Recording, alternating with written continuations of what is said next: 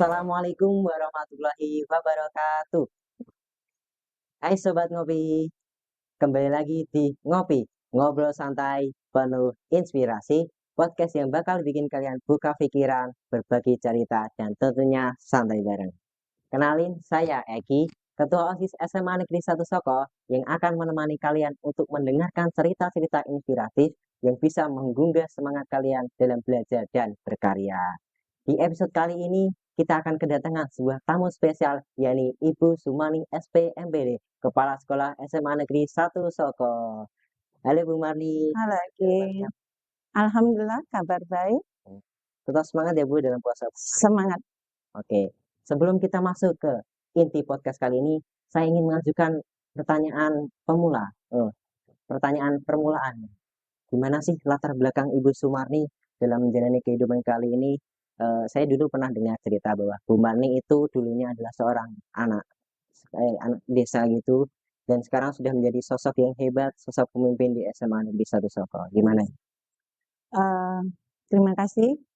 Begini, Mas Eki, sejarah saya itu berasal dari satu tempat di Indonesia yang mungkin kalian belum pernah mendengar. Saya berasal dari Desa Sukananti, Kecamatan Jarai, Kabupaten Lahat. Itu adanya itu di daerah pegunungan kaki Gunung Dempo.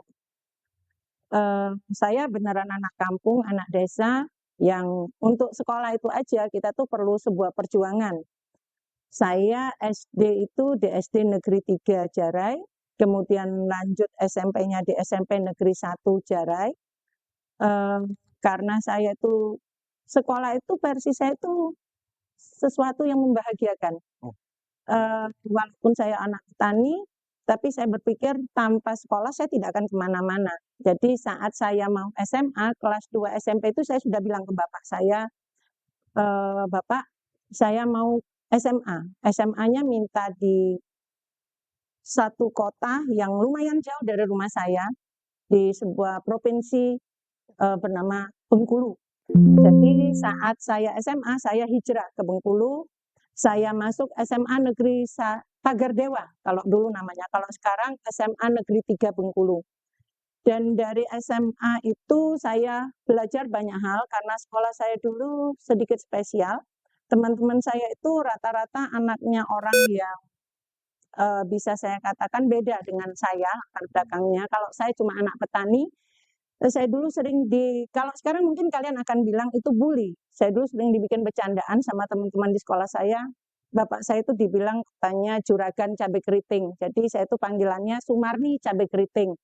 Dan ada satu orang teman itu yang sampai gambarkan bahwa gambar gunung, terus dikasih jalan, terus katanya bapak saya itu di sawah. Tapi saya tidak sedih dengan itu. Saya bangga, bapak saya petani, atau bapak petani, saya bisa sampai ke Bengkulu dan bertemu dengan anak-anak orang hebat. Ada anak ajudannya gubernur, ada anaknya Kapolda, macam-macam. Saya bertemu dengan banyak sekali anak-anak pejabat di provinsi itu, dan alhamdulillah saya bukan anak yang tertinggal, baik secara pembelajaran maupun kegiatan lainnya.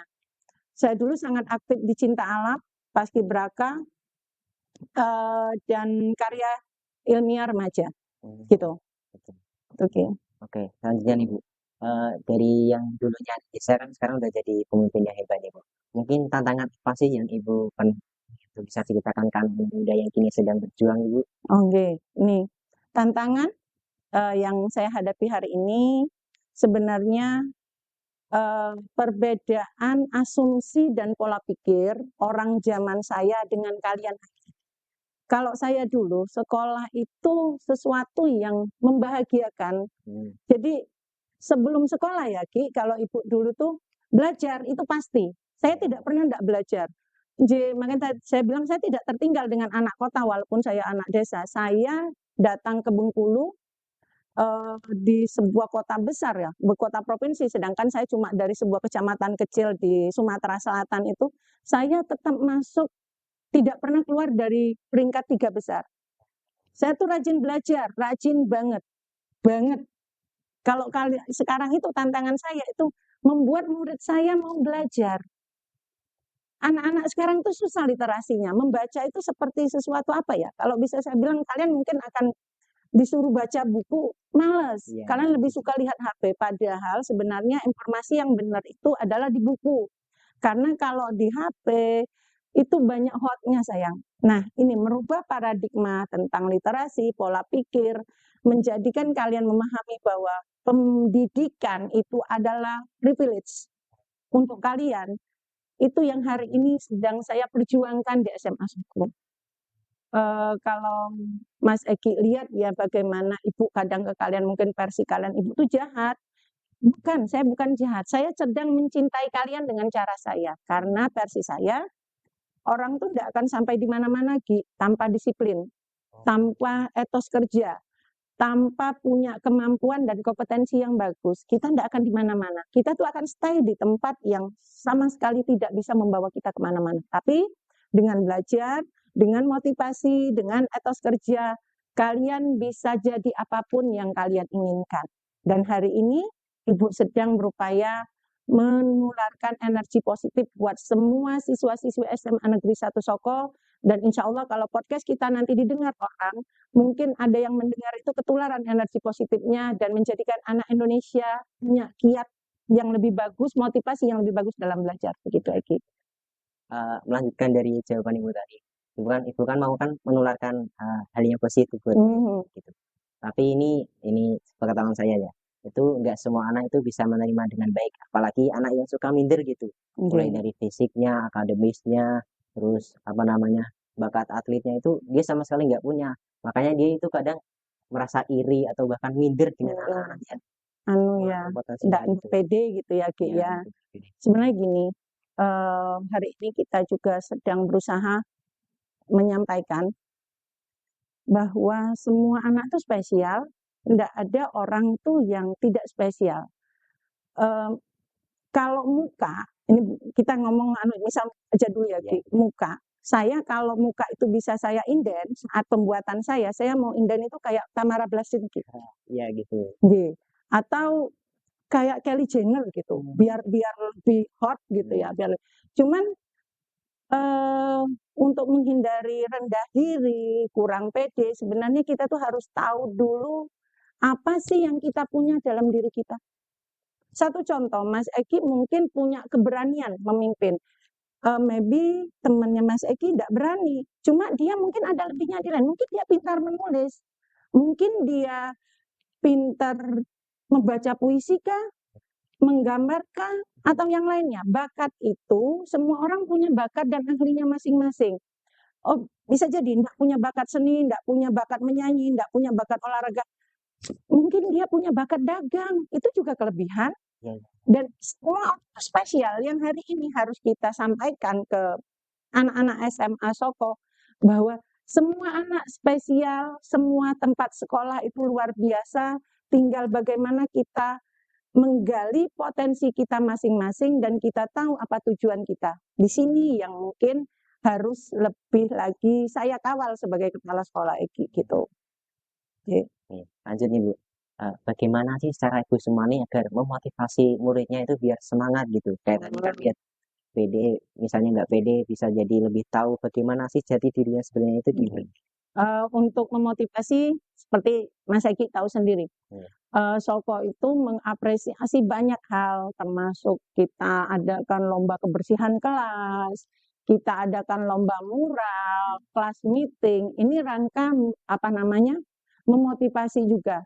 Selain itu, SMA Soko sekarang kan dibenah banyak hal, Ki. Kita lihat bahwa saya buatkan taman-taman cantik buat kalian, karena saya berpikir maybe hari ini kan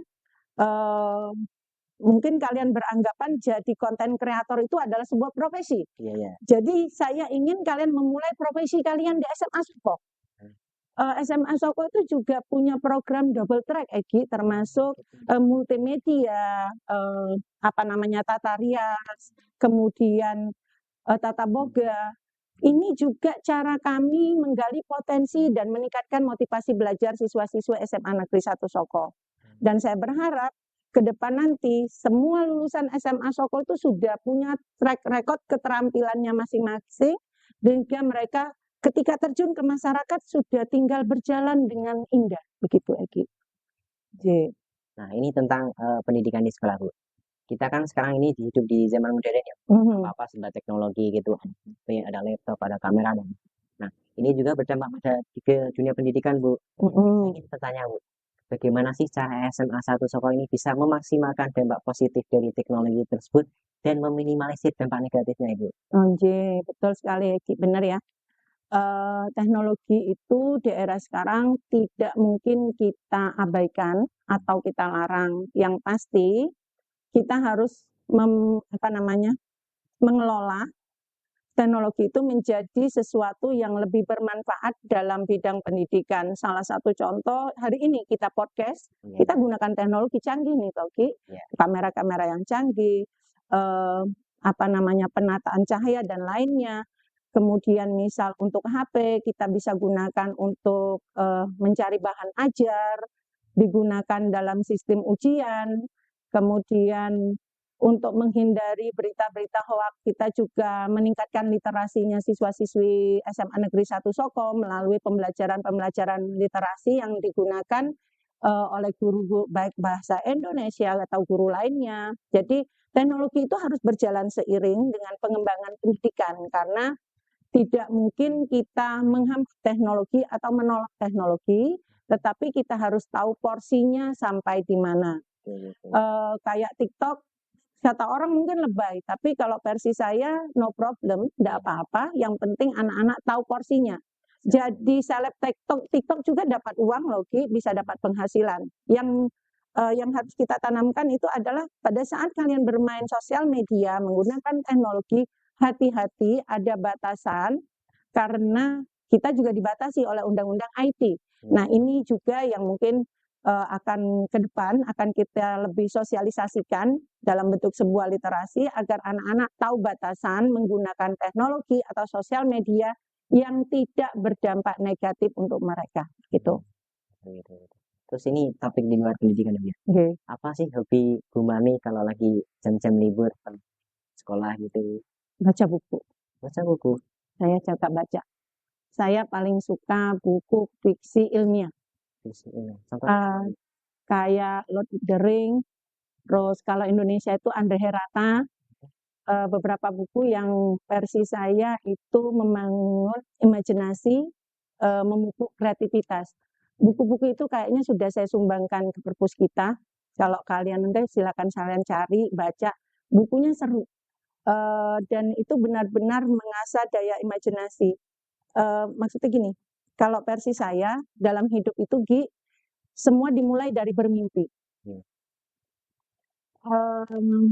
Saya yang anak kampung, tidak pernah dulu pikir bahwa saya akan duduk di depan sampean sebagai kepala sekolahmu. Sampai saya jadi guru pun, saya tidak pernah tahu kalau saya akan jadi kepala sekolah Soko. Tapi saat saya jadi guru, saya bilang gini, karena lihat kepala sekolah saya itu menyebalkan orangnya, sekolah tidak ditata dengan benar, saya bilang gini, kalau saya jadi kepala sekolah, saya tidak akan kayak begini. Itu mimpi. Sebuah mimpi yang sebenarnya mungkin agak saat saya guru itu kan agak ngayal, kue sopo. Gitu. Ya. Cuma hari ini saya siapa? Saya kepala sekolah. Mungkin saya akan bermimpi selanjutnya, Gi, ya. Mimpi selanjutnya mungkin saya akan bilang, saya akan jadi kepala dinas pendidikan provinsi Jawa Timur nanti mungkin. Kan semua hal itu kita mulai dengan bermimpi, dengan ucapan yang baik karena katanya orang hebat itu bilang gini, semua ucapan itu adalah doa dan semua doa itu diijabah. Cara Allah mengijabahnya itu bisa cash and carry, kredit, atau ditunda karena itu tidak sesuai untuk dirimu. Gitu. Jadi biasakanlah berprasangka baik, lakukan hal baik, ucapkan hal baik agar Tuhan memberi kita semua kebaikan di dunia ini. Gitu. Ya. Terus ini tanya lagi Bu, ini kan mungkin anak zaman sekarang itu kan misalnya banyak ya problemnya. Mungkin lebih ke, saya itu pernah dengar dari sosial media tentang budaya itu jangan jadikan pacaran sebagai apa namanya tingkat kebahagiaan. Mhm. Nah, menurutnya Ibu itu benar apa enggak Bu? Gini, ini kita pandang dari beberapa sisi. Ya, Kalau saya sebagai orang yang pernah muda, Saya kan pernah muda, mendadak tua. Ya pasti itu. Sebagai orang yang pernah muda, saya akan bilang bahwa pacaran itu sebenarnya kalau kamu menatanya dengan benar, sampean akan mendapat beberapa hal positif. Karena pacaran ini kan cuma sebuah kata dan sebuah istilah. Sebenarnya pacaran itu kita punya teman sharing yang lebih akrab dan intens. Iya. Kalau dibawa dalam kaidah Islam, pacaran itu kan sebenarnya tidak boleh. Yang boleh itu adalah ta'aruf gitu. Tapi dalam era sekarang ini kita kan sosialisasi segala macam perlu.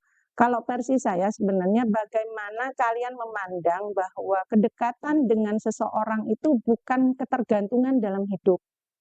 Karena biasanya anak-anak yang pacarannya terlalu intens, rata-rata mentalnya rusak, Nak.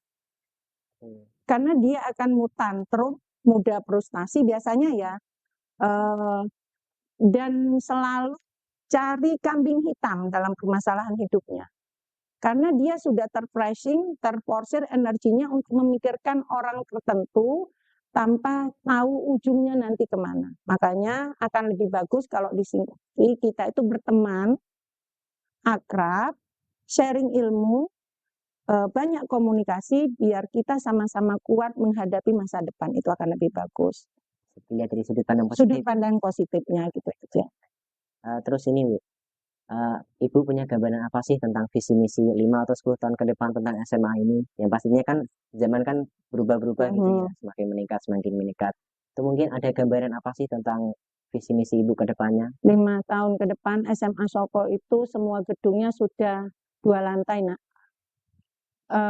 Kalau kalian datang 5 tahun ke depan ke SMA Soko, kamu akan lihat bahwa SMA Soko itu salah satu SMA modern di Tuban yang jadi ikon pendidikan Kabupaten Tuban. Jadi kita mulai dengan hari ini mendisiplinkan kalian, menata konsep belajar kalian agar ke depan SMA Negeri 1 Soko benar-benar akan jadi salah satu ikon pendidikan di Jawa Timur. Mimpi yang sangat besar ya Bu ya? Ya, bismillah bisa. Saya juga bismillah. Terus ini Bu, Ibu kan dulu kan pernah muda ya? Iya pernah. Artinya kan namanya manusia pasti juga pernah salah atau lupa gitu. Mungkin ya, apabila Ibu kembali ke masa lalu dan di masa sekolah SMA ini seumuran saya itu, apa sih pesan untuk Ibu? Ya mungkin Ibu tidak pernah mengalami di masa lalu atau oh saya ternyata salah pilih jalan ini gitu. Buat anak muda-muda seperti saya gitu Bu. Kalau masa muda saya dulu, saya bahagia dengan itu. Cuman kalau masa muda saya hari ini, seusia kalian, yang pasti saya itu akan ikut program ke luar negeri. Kenapa Bu? Karena dulu nggak ada. Dan dulu saya mau dapat beasiswa itu aja susah. Kalau sekarang program ke luar negeri itu banyak. Saya selalu berpikir, kalau saya hari ini SMA, saya mungkin sekarang sudah berangkat ke Jepang, ke Australia, dan saya tidak akan cuma jadi kepala sekolah di Soko deh kayaknya. Karena gini, orang-orang bijak itu berkata bahwa pergilah merantau karena kehidupan yang sebenarnya itu akan kalian lihat di rantau sana.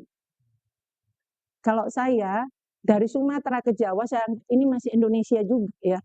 Kalau saya masih muda, semuda kalian, saya akan merantau ke Jepang, ke Korea, saya akan ketemu sama Pak Korea mungkin ya, misternya di Inggris atau apa gitu, saya akan melihat Istana Buckingham di Inggris, macam-macam. Dan saya beneran tidak akan cuma sekolah di Indonesia. Pengen jauh gitu? Jauh, karena sibuk. Kalau lihat apa ya, YouTube di luar negeri gitu ya, kayaknya ada musim salju gitu ya, ada musim semi seru. Dan sebenarnya kalau saya tidak pernah melihat sisi negatifnya Eropa atau Amerika, saya melihat bahwa kita bisa belajar banyak hal dari mereka. Nah, dalam Islam saja kan dibilang, tuntutlah ilmu sampai ke negeri Cina. Jadi dalam Islam sebenarnya kita sudah diajarin bahwa kita tuh harus berpetualang, punya motivasi untuk maju, dan jangan mudah minder. Kalau kita orang Islam ya tidak akan pernah minder, karena kita tahu bahwa dalam hadis pun sudah dikatakan bahwa tuntutlah ilmu itu sampai ke negeri Cina. Kalau saya hari ini masih mahasiswa, saya mungkin sudah ikut program beasiswa ke Cina atau ke Jepang. Ini serius. Itu seru. Saya yakin itu seru. Nah, terus ini Bu, setelah anak-anak murid lulus dari sini, apa sih satu hal yang Ibu harapkan dapat diingat oleh siswa-siswi sini? Entah itu kepala sekolahnya baik, imut, atau lucu gitu. Mungkin imut ya pastinya ya. Yang ingin saya tinggalkan di kepala anak-anak Soko itu adalah bahwa mereka pernah dibimbing dengan benar di sini. Kami berupaya memberi pelayanan baik untuk kalian semua, dan saya ingin mengingat seperti saya mengingat sekolah-sekolah saya dulu. Karena saya tidak pernah sedih dengan semua sekolah yang saya pernah lalui dulu. Saya selalu bangga dengan semua sekolah saya yang pernah saya lewati. Saya juga ingin kalian bangga dengan alma mater ini. Terus ini Bu, pertanyaan terakhir sebelum kita menutup segmen ini Bu. Apa sih pesan moral dari Ibu untuk anak-anak SMA ini? Entah bukan SMA ini saja Bu ya, untuk SMA seluruh Indonesia dan isinya gitu Bu, pesan moral. Eh, untuk anak-anak Gen Z, apa ya kalian ya? Gen Z Bu. Gen Z. Untuk anak-anak Gen Z yang maafkan saya kalau saya akan salah ngomong, mungkin begini. Nah, jadilah generasi muda yang tahan banting. Berjuanglah untuk membesarkan nama keluargamu dan orang tuamu kalau kalian bukan berasal dari keluarga ternama. Karena ketika kalian terlalu mudah baper, terlalu mudah depresi, merasa dibully dan lainnya, kalian itu nanti tidak bisa bergerak maju dan tidak bisa menjadi panutan untuk anak-anak kalian sendiri. Kenapa Bu? Data saya teman-teman sudah sampai di akhir sesi kali ini. Saya ingin mengucapkan terima kasih yang banyak-banyaknya kepada Bu Mami karena telah mau meluangkan waktu dan memberikan inspirasinya untuk menginspirasi kita semua dalam semangat dalam berkarya dan belajar. Saya Egi, pamit undur diri. Wassalamualaikum warahmatullahi wabarakatuh. Ngopi bareng Ospek Kaso, ngobrol santai penuh inspirasi. Dadah.